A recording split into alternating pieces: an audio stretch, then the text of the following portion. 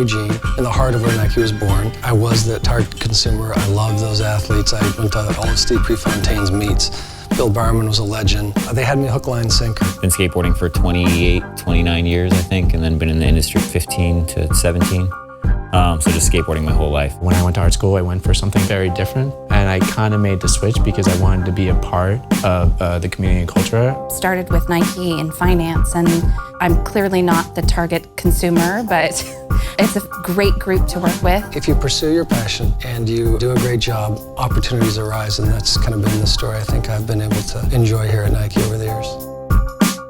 So my responsibility is to put together and coordinate the team from product line management, product development. It includes engineering, costing, and design. You're a liaison kind of between sales and design, or design and development, and kind of planning a line and putting it together based on what a consumer wants or what an athlete wants. If a designer doesn't skate and you do, you can be the guy in between the pro if the pro doesn't want to be like, I don't want to tell you that like this thing isn't that good. I'm the middleman between WHQ and Asia, but then also the middleman sometimes between marketing and design. And sometimes I have to be Switzerland, and other times I have to choose a side. I work on a lot of the signature product, Eric Costin and Paul Rodriguez, some of the pinnacle innovation stuff.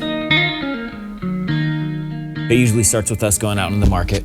So we go on some trips, meet with consumers, meet with Paul, talk to him about what he wants, see what kids are wearing, kind of, bring that blend in. And it's also talking to accounts, retailers that we've worked with for a long time. And then once the actual tech package is handed off to me, then I work with our factory partners overseas to make your dreams come true. Until you get that first sample, you don't really know where you are. We're constantly tearing apart, cutting samples, looking at how something is made and constructed. Is it too stiff in the toe? Is it too big or bulky? We're looking at thicknesses and bonding margins, and sorry, I'm kind of geeking out on this stuff, but I mean, that's the world that I live on a daily basis. And it's challenging when we have those, we have 4 big checkpoints, and the samples have to be A+. A breakdown of it is really, brief, drawing, first pattern, pull over, closer to a real shoe, and then you just fine tune it all the way out. We're making skateboard shoes, so it's pretty fun. It's a fun thing to be able to do.